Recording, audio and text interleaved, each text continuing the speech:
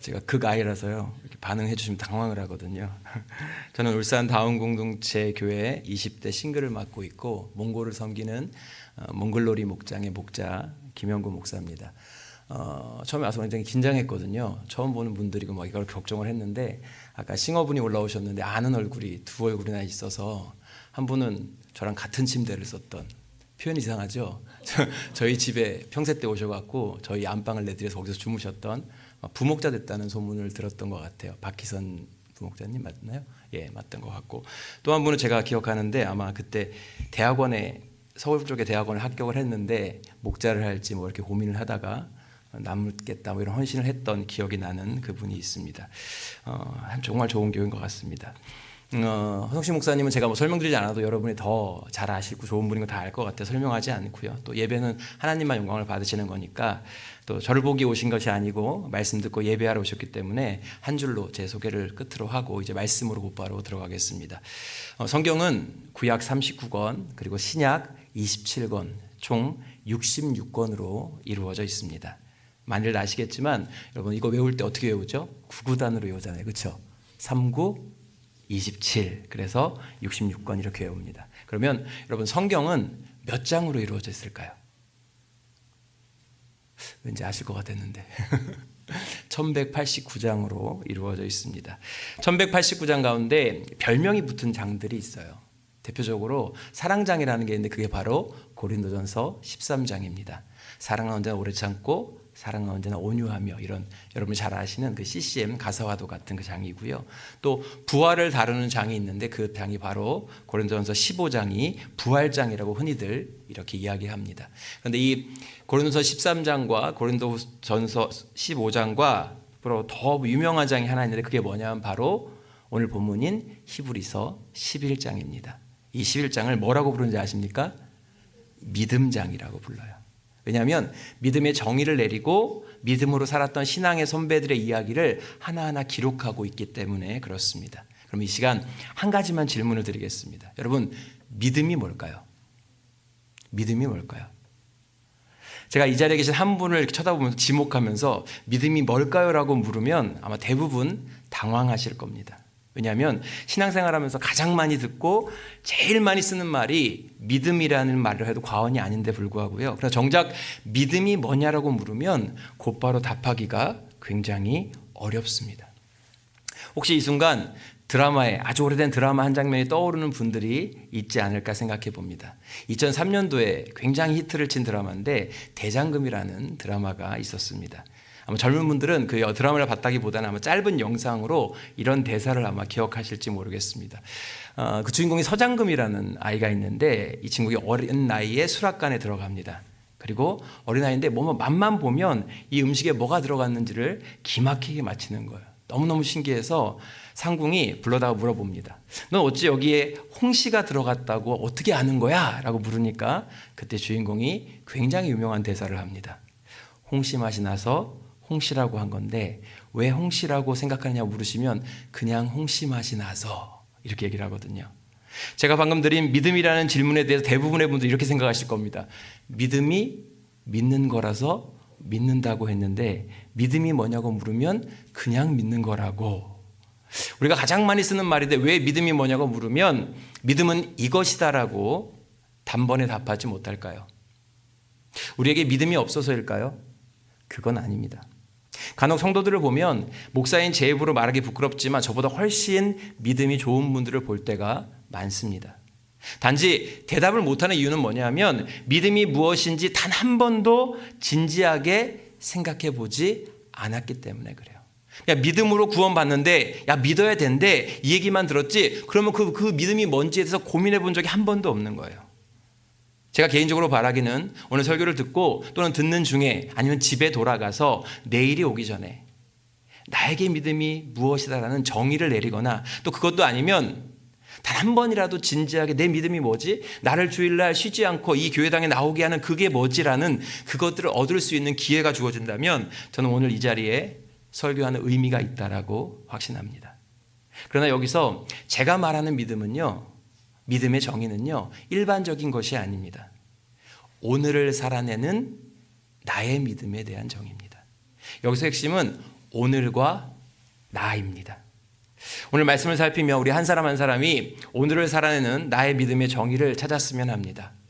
오늘 본문은 먼저 믿음의 일반적인 정의를 말하고 있습니다. 그것이 바로 1절인데 우리 한 목소리로 제가 띄워달라고 한번 부탁을 드렸던 것 같은데 한 목소리로 읽어보겠습니다. 믿음은 바라는 것들의 확신이요 보이지 않는 것들의 증거입니다. 여러분, 이 한 구절에서 나타나는 믿음은 시간상으로 보면 어떤 걸까요? 미래적인 얘기예요. 바라는 것들, 보이지 않는 것들, 모두 현재 현실이 아닌 것들입니다. 아직 현실 속에서는 아닌 것들인데 그거에 대한 이루어질 거라는 단단한 마음, 확신과 그것을 인정하는 것이 믿음이다라고 1절이 설명하고 있는 겁니다. 그러나 제가 앞에서 믿음이 뭘까요? 라고 물었을 때 듣고 싶은 대답은 이런 일반적인 정의가 아닙니다. 여러분, 많은 설교가요 강단에서 정답을 이야기합니다. 여러분, 정답은 누구나 말해줄 수 있어요. 아니, 말해주지 않아도 내가 찾으려고 마음만 먹으면 정답은 다 찾을 수 있어요. 여러분, 예전에 제가 사역 전도사 시절에 할 때는 봉고차에 이렇게 몰고 성도들을 태우고 가잖아요. 그러면 그 안에서 어떤 일이 벌어나는지 아세요? 목소리 센 사람의 말이 곧 정답입니다. 그런데 요즘은 그렇지 않아요. 뭐죠? 무슨 얘기가 나오면 뭐예요? 대부분 다 스마트폰을 꺼내서 손가락 몇 번 하면 정답이 뭐라고 얘기해 줍니다. 아니요, 스마트폰이 문제가 아니고 이제 AI의 시대가 돼갖고 원하기만 하면 더 정확한 답을, 정답은 얼마든지 알려줄 수 있는 시대를 살고 있습니다. 중요한 건 정답이 아니라 해답입니다. 그것도 나만의 해답을 찾는 겁니다. 여러분, 우리가 사랑의 뜻을 몰라서 미워하는 거 아니고요. 우리가 순종의 뜻을 몰라서 고집 부리는 거 아니고요. 우리가 화해의 뜻을 몰라서 용서 못하는 거 아니기 때문입니다. 단어가 가진 의미를 삶으로 살아내지 않기 때문에 쉽게 답할 수 없는 겁니다. 그래서 2절은 우리에게 이렇게 말합니다. 우리 2절을 같이 한번 읽어보겠습니다. 2절입니다. 선조들은 이 믿음을 살았기 때문에 훌륭한 사람으로 증언되었습니다. 신앙의 선배들은 장금이처럼 믿음이 믿는 거라서 믿는 거라고 말하지 않고 믿음을 뭐라고요? 살아냈기 때문에 증인이 되었고 인정받았다라고 얘기를 해요. 그래서 우리가 지금부터 해야 할 건 뭐냐면 오늘을 살아내는, 나를 버티게 하는 나의 믿음이 무엇인지를 명확히 해야 합니다. 누가 뭐라 하든 내 믿음은 이것이라고 확실히 말할 수 있어야 합니다. 더 나아가 그 확신을 삶으로 살아내야만 그게 진짜 해답과도 같은 내 믿음이라고 할 수 있습니다. 그렇다면 오늘 본문에 등장하는 믿음의 네 사람은 어떤 믿음을 가지고 살았을까요? 먼저 등장하는 사람이 바로 아벨입니다. 아벨은 더 나은 제물을 드리는 것이 그의 믿음이었습니다. 하나님이 왜 가인과 그의 제사는 받지 않으시고 아벨의 제사만 받으셨는지에 대해 창세기는 명확한 이유를 설명하지 않습니다. 저는 성경이 더 이상 설명하지 않는 거에 대해서는 갖다 붙이거나 설명하지 않습니다. 단지 하나님의 기준이 제물의 종류, 양이냐 곡식이냐 그게 아니고 제사 드리는 사람의 마음가짐이 아니었을까를 미루어 짐작할 뿐입니다.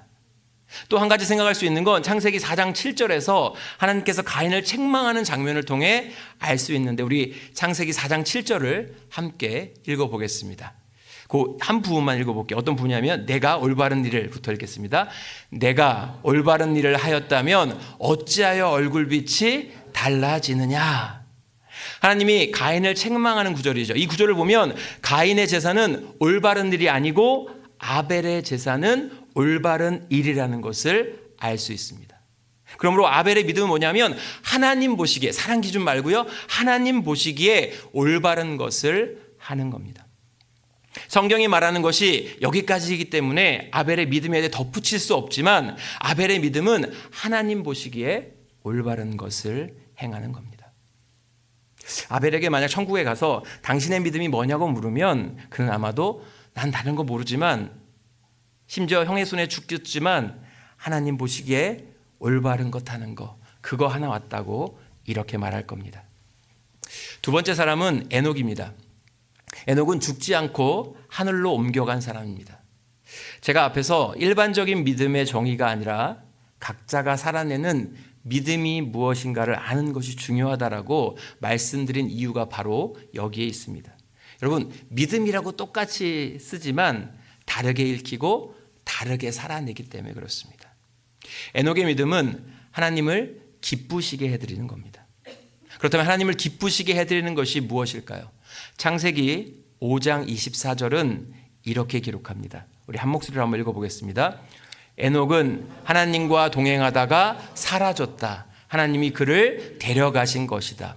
여러분, 눈에 들어오는 단어가 하나 있습니다. 뭐죠? 동행이라는 단어예요.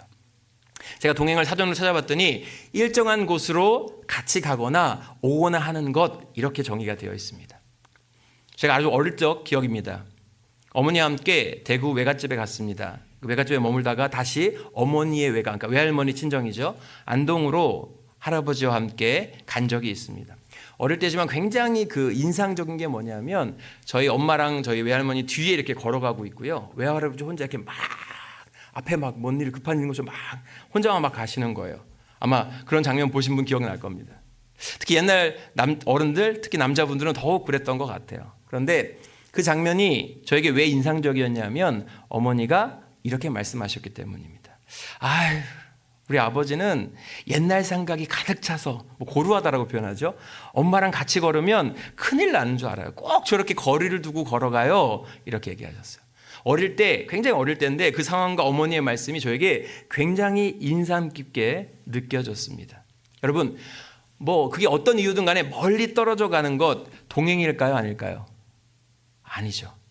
함께 호흡하며 앞서지도 뒤서지도 않고 발맞추어 가는 것이 바로 동행입니다. 근데 여러분, 흔히 알고 있는 이 동행 말고요, 동행에 더 중요한 의미가 하나 있습니다. 여러분, 피는 물보다 진하다라는 말을 아시죠? 제가 요즘에 아내한테 종종 듣는 말이 있습니다. 여보, 우리 같이 좀 가요. 우리 다른 곳 가니? 뭐 이렇게 얘기해요. 그러니까 잠시 딴 생각을 하거나, 저도 되게 목적 지향적인 사람이기 때문에 목적지가 있으면 빨리 가야 돼, 막 휴게소 안 들리거든요. 막 가야 돼, 막 이런 사람이기 때문에 혼자 막 걸어갈 때도 앞질러 갈 때가 있어요. 그러면 아내가 같이 가자라고 이렇게 손을 내밀어요. 그럼 제가 어떻게 하죠? 걸음을 잠시 멈추고 사과하고 아내의 손을 잡습니다. 신기한 건 뭐냐면 손을 잡는 순간 속도만 같아지는 게 아닙니다. 제가 가야 할 곳보다 손잡은 아내가 먼저 의식되기 시작해요. 아, 나 지금 아내와 함께 가고 있지. 목적지가 아니라 함께 하고 있는 사람이 더 의식되는 거예요. 에녹의 동행은 이런 것이 아닐까 생각합니다. 같은 곳을 보고 함께 가는 것, 시선이 같은 곳을 향하고 있는 것, 더 나아가서 함께하는 사람을 더 의식하는 것. 만약 이것이 동행의 의미라면 에녹은 하나님과 같은 곳을 바라보고 하나님과 함께 걸어가며 하나님을 먼저 의식하고 산 겁니다. 하나님과 같은 곳을 본다, 하나님과 함께 걷는다, 하나님을 가장 먼저 우선순위에 두고 의식한다. 다른 말로 하면 이심전심 경상도 사투리로 니캉내캉이 되는 거예요. 어디로 가느냐도 중요하지만 누구와 함께하고 누구에게 더 집중하고 있는가. 그래서 여러분, 쉬운 성경은 에녹의 동행을 이렇게 번역합니다. 아까 우리가 읽은 새번역 성경이었는데 그거 말고 쉬운 성경을 함께 읽어보겠습니다. 시작. 에녹은 하나님의 뜻을 따라 평생 하나님과 깊은 관계를 누리며 살다가 갑자기 사라졌습니다. 이 말은 뭐냐면 깊은 관계를 통해 하나님의 마음을 누구보다 에녹이 잘 알았다라는 뜻이에요. 내가 만든 피조물이 나와 같은 곳을 바라보고 나와 함께 할 수 있다. 그리고 나를 가장 우선순위에 두고 의식하며 살아간다. 여러분, 저도 자식을 키워보는데 21살 딸 하나하고 중학교 3학년에 올라가는 아들이 하나 있거든요. 근데 그 아이가 나와 같은 곳을 바라봐주고 같은 것을 꿈꿔주고 아빠를 가장 먼저 의식하고 살아준다, 함께한다. 그보다 더 기쁜 건 없습니다, 부모에게. 하나님께 에녹은 존재 자체가 기쁨이었습니다. 그러므로 에녹에게 있어 믿음은 하나님과 같은 곳을 바라보고 깊은 관계 속에서 함께 걸어가는 거예요. 세 번째는 노아입니다. 노아의 믿음은 하나님을 경외하는 겁니다. 경외한다는 것은 사전적으로 공경하고 두려워하는 겁니다. 성경은 하나님께서 아직 보이지 않는 일들에 대해서 경고하셨다라고 얘기해요. 성경 어디 보세요. 어디에도 노아에게 말씀하실 때 비가 온다거나 조그만 먹구름이 있다거나 그런 내용이 하나도 없어요. 세상을 물로 심판할 때니 방주를 큰 배를 산꼭대기에 만들라고 말만 하시는데 언제까지 할 거라는 기한도 없습니다. 결과적으로 어떻게 됐냐면 8식구가 100년 넘게 배를 만든 거예요. 아무 징후도 없죠. 흐린 날씨도 없습니다. 그러나 노아는 배를 만들기 시작합니다. 왜냐하면 하나님의 말씀을 공경하고 두려워했기 때문입니다. 흔히 가정교회에서 최영기 목사님이 많이 쓰시는 그 문구 중에 하나 이런 게 있습니다. 성경이 그렇다면 그런 줄 알고 어른이 그렇다면 그런 줄 알아. 그 성경을 기록하게 하신 분이 그 어른을 창조하신 분이 바로 그분 하나님의 말씀이기에 눈에 보이는 것이 아무것도 없어도 노아는 하나님의 뜻대로 오랜 세월 배를 만들었습니다. 하나님을 향한 경외심, 그것이 바로 노아의 믿음입니다. 마지막으로 아브라함이 등장합니다. 사실 믿음하면 가장 먼저 떠오르는 사람이 아브라함입니다. 왜냐하면 믿음의 조상으로 불리기 때문에 그래요. 여러분, 아브라함의 믿음은 순종입니다. 그런데 중요한 건 순종이 두 가지 의미가 있어요. 하나는 하나님의 말씀에 대한 순종입니다. 누군가가 나를 믿는다는 것은 어떤 의미에서 나의 말을 믿는 겁니다. 여러분, 난 저 사람 믿는다고 하면서 내가 말할 때, 저 사람 말 저 거짓말이라고 한다는 건 그 사람이 나를 제대로 믿지 않는 겁니다. 마찬가지로 하나님을 믿는다는 건 곧 그분의 말씀을 믿는 겁니다. 그분의 말씀을 따르는 겁니다. 그리고 말씀을 믿는다는 건 말씀대로 살아내는 것을 뜻합니다. 그것이 참 믿음입니다. 아브라함은 자신의 고향 갈대아 우르에서 아무런 문제 없이 살고 있습니다. 심지어 내용을 보면 굉장히 부유했던 것 같아요. 그런데 그런 어느 날 하나님이 말씀하십니다. 창세기 12장 1절을 같이 한번 읽어보겠습니다. 뭐라고 말씀하시는지 한번 읽어보겠습니다. 주님께서 아브라함에게 말씀하셨다. 너는 내가 살고 있는 땅과 내가 난 곳과 너의 아버지의 집을 떠나서 내가 보여주는 땅으로 가거라. 하나님이 그가 갈 땅을 보여주셨습니까? 분명히 성경은 보여주는 땅으로 가거라 했는데 사실은 가만히 읽어보면 아무것도 보여준 게 없으세요. 일단 떠나. 그게 하나님의 신호거든요. 노아의 방주만큼이나 아무 확신을 가질 수 없는 상황이 바로 이 상황입니다.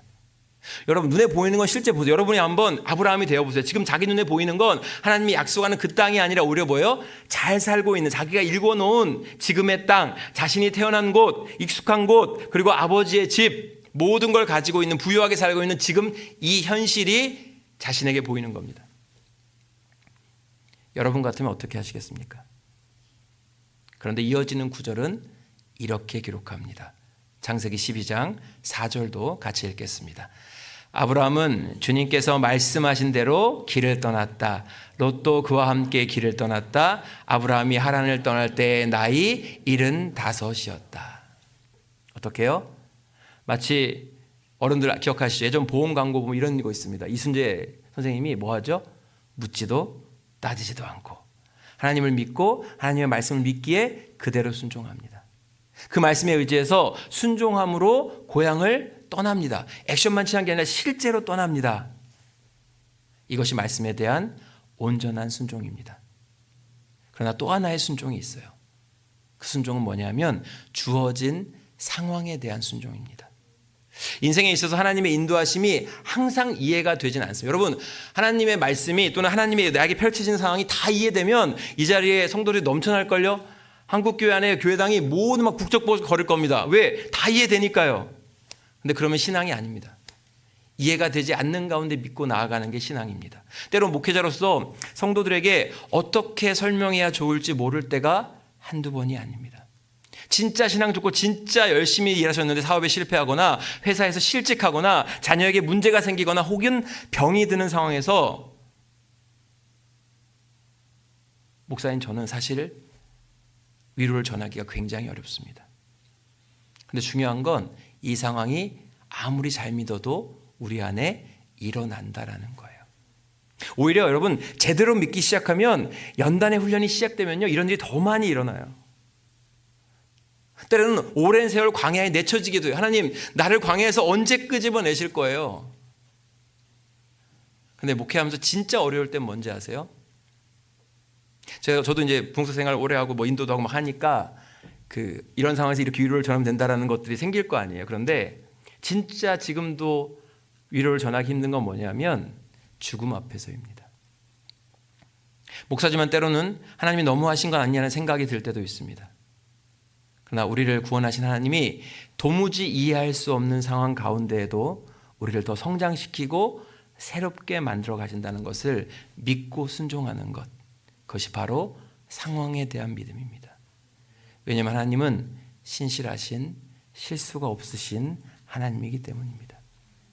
하나님은 아브라함에게 그의 자손이 하늘의 별과 같이 많고 바닷가의 모래같이 셀 수 없게 하겠다고 약속을 하세요. 그런데 아브라함의 현실을 보세요. 도무지 그 약속을 믿을 수가 없는 상황입니다. 더욱이 성경을 보면 사라는 이미 뭐예요? 의학적으로 아이를 낳을 수 없는 상태입니다. 그런데도 약속하신 하나님은 신실하신 분은 믿기에 상황과 한계를 극복합니다. 물론 여러분, 제가 아브라함을 좋아하는 이유는 뭐냐면 아브라함이 막 다 성공을 하면 너무너무 야 쟤는 나랑 달라 이렇게 할 텐데 아브라함도 실수를 해요. 뭐죠? 시행착오를 겪습니다. 그 실수가 누구예요? 이스마엘이라는 결과를 낳죠. 그래도 그는 믿음을 끝까지 순종하여 다시 이삭을 얻습니다. 그러나 하나님의 한 상황을 넘었다고 해서 모든 것이 해결되는 게 아니에요. 여러분, 하나만 넘으면 다 해결될 것 같죠? 그렇지 않아요. 여러분 살아보셨잖아요. 하늘의 별과 모래는 고사하고 100세에 겨우 얻은 아들 하나를 하나님 뭐라고 말씀하시죠? 바치래요. 오늘날 만에 하나님이 기계하시면 대부분의 분이 이렇게 했을 겁니다. 아들을 신학을 시키라는 거구나. 아들을 목사를 만들라는 거구나. 우리 어머니가 그러셨거든요. 서원기도 하시고 막 그러셨거든요. 근데 여기서 말하는 바치는 건 진짜 죽여서 바치는 거예요. 근데 아브라함이 온전히 순종합니다. 그가 왜 마음에 고민과 갈등이 없었겠습니까? 창세기 22장을 보면 사흘 만에 아브라함이 이삭을 바치러 모리아산에 도착했다는 구절이 나오거든요. 근데 이거를 또 어떤 분이 막 해석을 하셔서 실제 그 길을 쟀더니 3일보다 더 짧다라는 거예요. 제가 그 책을 봤거든요. 왜냐하면 그만큼 아브라함도 갈등이 있었다라는 거예요. 그런데 그 해석이 옳고 그름을 떠나서 아브라함도 우리와 같은 고민을 하고 우리와 같은 갈등을 하는 사람이라는 것이 신앙적으로 굉장히 위로와 격려가 되지만 가장 중요한 차이는 뭐냐면 똑같은 사람일지라도 결론적으로 어떻게 하죠? 순종을 하느냐 안 하느냐의 차이가 있다는 거예요. 결단했다는 사실이에요. 아들을 묻고 아들을 제물을 바치는, 이제는 뭔가 멈추게 하시겠지. 우리 생각하잖아요. 이런 걸 때 하나님 멈추게 하시겠지? 근데 안 멈추시잖아요. 기대를 가지고 쇼를 한 게 아니에요. 진짜 죽일 마음이 있었던 거예요. 하나님은 그 속마음을 꿰뚫어 보십니다. 진정 하나님께 순종하여 진짜 독자 이삭을 바칠 생각이었기 때문입니다. 왜냐하면 하나님을 온전히 믿었기 때문입니다. 그래서 아브라함과 사라에게 믿음은 순종입니다.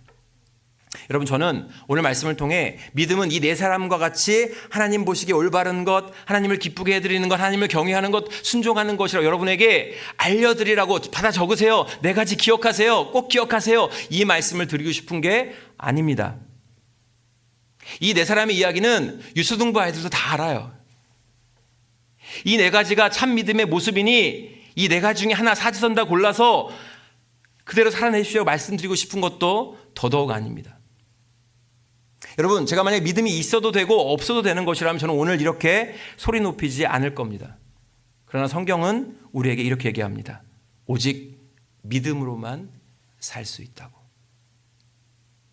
즉 아벨과 에녹과 노아와 아브라함의 이야기가 아니라 믿음이 그들의 이야기가 아닌 오늘을 살아내는 나의 이야기가 되어야만 저와 여러분이 살 수 있다는 겁니다. 왜냐하면 오직 믿음으로만 구원받을 수 있기 때문입니다. 구원받아야만 영원한 생명을 얻기 때문입니다. 여러분, 살 방법이 있는데, 지옥에 떨어지지 않을 방법이 있는데, 제가 그걸 알고 있는데 여러분에게 전하지 않는 건 목회자로서 직무유기입니다. 만약 우리가 오늘 믿음이 이런 것이구나라고 아는 것으로 끝난다면, 내 사람이 그런 거였구나라고 아는 걸 끝난다면 우리는 몇 년 뒤에, 제가 올지 안 올지 모르지만 혹시 이 자리에 똑같이 섰을 때, 여러분, 제가 몇 년 전에 여러분에게 믿음이 뭘까요? 물었는데 그 사이 어떻게 달라지셨을까요? 믿음이 뭘까요? 물었을 때 답하지 못할 겁니다. 뭐가 떠오르실까요? 장금이가 떠오르겠죠. 그냥 믿는 거라고. 제가 청년부를 맡으면 처음에 청년들에게 꼭 하는 게 하나 있습니다. 그게 뭐냐면 청년들에게 믿음에 대한 같은 질문을 던지고 일주일의 시간을 줍니다. 일주일 동안 각자의 믿음을 정의해서 문자나 톡으로 보내라고 합니다. 여러분 당연히 청년들이 움직일 일이 없으니까 뭐도 걸죠? 상품도 걸어요. 모두는 아니지만 많은 경우에 정답을 보내옵니다. 여러분 가끔 그 답을 보고 있으면 진짜 와, 기발한 비유와 정의가 한두 개가 아닙니다. 야, 어떻게 이런 생각을 하지 믿음에 대해서, 이런 거 있어요. 그러나 상품은 거의 준 적이 없습니다. 여러분 생각하듯이 아까워서요. 안 웃으시는군요. 왜냐하면 책에 나온 이야기, 그럴싸한 이야기 있잖아요. 믿음은 이런 겁니다. 거창한 이야기, 어릴 적부터 공과 공부 시간에 수도 없이 들은 이야기, 그리고 남의 믿음 이야기, 그거를 보내요. 나의 믿음에 대한 이야기나 정의는 거의 없습니다. 왜냐하면 수백 번, 수천 번 믿음이라는 단어를 듣지만 믿음에 대해 진지하게 생각하거나 고민하지 않기 때문에 그래요. 아니, 믿음조차 주입식으로 교회에서 믿어야 구원받는데라고 정답만 쫓아 살아왔기 때문입니다. 여러분 어떻습니까? 여러분은 여러분의 믿음을 무엇이라고 정의할 수 있습니까? 모두가 하는 정답 말고 나만의 해답으로 어떻게 정의할 수 있으십니까? 내 믿음을 정의할 수 있다는 건 내가 그렇게 살아왔고 살고 있고 살아가겠다는 다짐과도 같습니다. 가정교회 특징 중에 하나가 간증이 있다는 겁니다. 휴스턴 서울교회 지금 목사님 가 계시죠? 이런 말이 있습니다. 우리는 한 달 지난 간증은 간증도 아닙니다라는 말이 있어요. 이게 무슨 말일까요? 한 달이 지나면 간증 유통기한 지나서 옛날 캐캐 묵은 그 옛날 뭐 주님 만났던 뭐 고래장이 그거 아니야. 지금 이 순간 매일매일 찾아와 주시고 역사하시는 그 하나님의 간증거리가 뭐죠? 생겨난다라는 겁니다. 여러분 왜 휴스턴 교회 되는데 우리 한국 교회는 왜 안 돼요? 그게 가능한 이유가 뭘까요?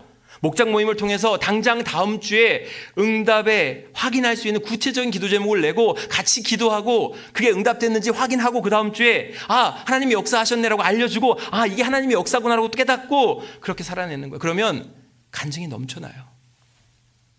기도 응답이 확인되면 또 하나의 응답이자 간증이 되는 겁니다. 믿음으로 목장에서 함께 기도했더니 그 믿음대로 응답이 되었어. 그래서 내가 나의 믿음을 정의할 수 있다는 건 곧 그것이 나의 간증인 겁니다. 오늘 본문 4절과 5절, 7절과 8절은 동일한 단어로 시작하는 걸 볼 수 있습니다. 뭐냐면 바로 믿음으로라는 말로 시작을 해요.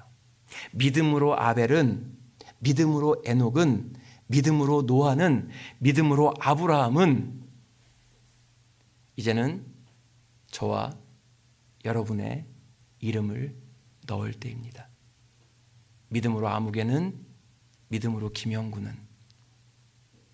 지금은 우리가 살아낼 수 있고 살아내는 믿음을 기록해야 할 때입니다. 오늘 설교의 결론은 한 가지가 아닙니다. 한 90여 가지, 100여 가지가 될 겁니다. 왜일까요? 여러분이 각자의 결론을 내려야 하기 때문에 그렇습니다. 이 자리에 함께하는 성도 한 분 한 분이 각자의 결론을 지으셔야 하기 때문입니다. 여러분은 여러분의 믿음을 뭐라고 정의하시겠습니까? 만약 정의할 말이 하나도 없다면 다시 처음부터 시작하시면 됩니다. 오늘부터 다시 믿음 시작하시면 됩니다. 내가 신앙의 연륜이 얼마인데, 내가 모태신앙인데, 내가 목자, 목녀인데 그거 하나도 안 중요해요. 제가 목사인 것도 안 중요해요. 그것에 속아 나의 믿음을 정의하지 않고 그렇게 한 주 한 주 그렇게 살아가면 우리의 신앙은 늘 제자리 걸음일 겁니다. 여러분, 왜 많은 분들이 믿음의 문제에 있어서 힘든지 아세요? 성경을 너무 봐서 그래요. 목사가 왜 성경을 본다 그럴까? 왜냐면 아벨을 보니까 나 저게 못 살 것 같은데, 에녹을 보니까 저건 나는 안 될 것 같은데, 노아를 보니까 저건 더 힘든데, 아브라함은 더 힘든데. 여러분, 우리의 비교 대상은 에녹, 노아, 아브라함, 다윗 이런 사람들 아니에요. 자꾸 착각하지 마세요. 우리의 비교 대상은 바로 과거의 나입니다. 바로 어제의 나입니다. 지난주의 나입니다. 내 신앙이, 내 믿음이 이전보다 얼마나 더 성장하고 얼마나 좋아졌냐가 중요해요. 하나님은 그걸 보시는 거예요. 그래서 나만의 믿음을 정의하는 것이 무엇보다 중요합니다.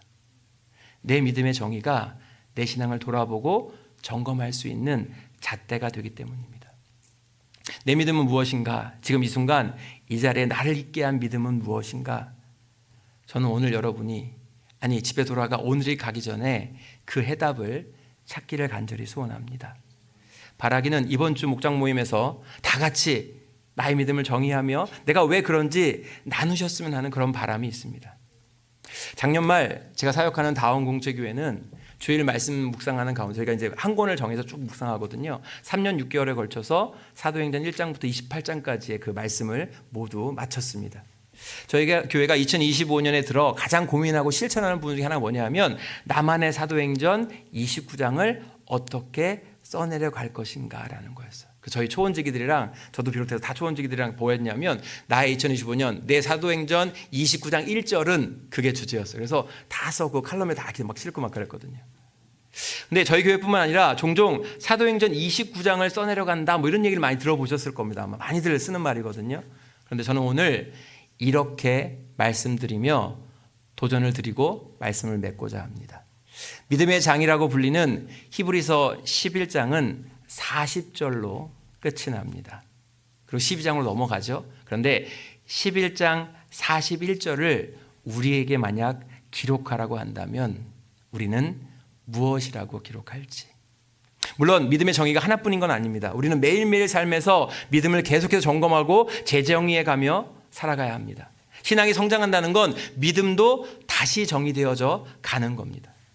여러분 그런 의미에서 몇 년 전 저에게 믿음은 뭐였냐면 마음을 지키는 것이었어요. 여러분 제가 목사임에도 불구하고 그때는 마음 지키는 게 너무너무 어려운 거예요. 겉으로는 너무 막 이렇게 목사 같고 뭐 생긴 것도 목사 같으세요. 뭐 목사님 어떠세요? 막 이러는데 그 마음이 해결이 안 되는 거예요. 약간 뭐 밖에서는 목사 같은데 내 안에 해결되지 않는 하나님과의 관계 막 이런 것도 너무너무 그래서 제 믿음의 정의는 뭐냐 마음을 지키는 것이었거든요. 그러나 지금 저에게 믿음은 아내의 손을 잡으며 아내의 존재를 깨달았듯이 주님보다 앞서지 않고 주님의 손잡고 주님을 우선순위에 두고 주님을 온전히 따르는 겁니다. 제 정의도 이렇게 바뀌어가고 있어요. 세월이 갈수록 주님 없이는 제가 아무것도 아니라는 사실을 깨닫기 시작했기 때문에 그래요. 그것이 제가 여러분에게 밝힐 수 있는 오늘을 살아내는 저의 믿음입니다. 여러분은 믿음을 어떻게 정의 내리시겠습니까? 아까도 말씀드렸지만 정답은 없습니다. 신앙이 성장하면서 믿음은 재정이 되기 때문입니다. 그러나 한 가지는 반드시 기억하십시오. 믿음을 정의 내리는 것보다 더 중요한 건 나의 믿음의 정의대로 살아내는 겁니다. 히브리서 2장 아까 읽은 말씀에서 뭐라고 말씀하시죠? 믿음의 그 선배들은 살아냈기 때문에 인정받았다라고 이렇게 이야기해요. 먼저 나만의 믿음을 정의 내리십시오. 그리고 그 정의대로 살아내십시오. 그것이 제가 여러 저문을 나서는 여러분에게 신앙의 전쟁터와 같은 세상으로 나가 이제 살아야 될 여러분에게 드릴 수 있는 최고의 무기이면서 선물입니다. 믿음으로 말미암아 의롭다함을 받을 뿐만 아니라 세상이라는 영적 전쟁터에서 승리하는 저와 우리 보배로운 예수교회 성도들 되시기를 간절히 소원합니다. 아멘. 이 시간 같이 기도하며 나아가겠습니다.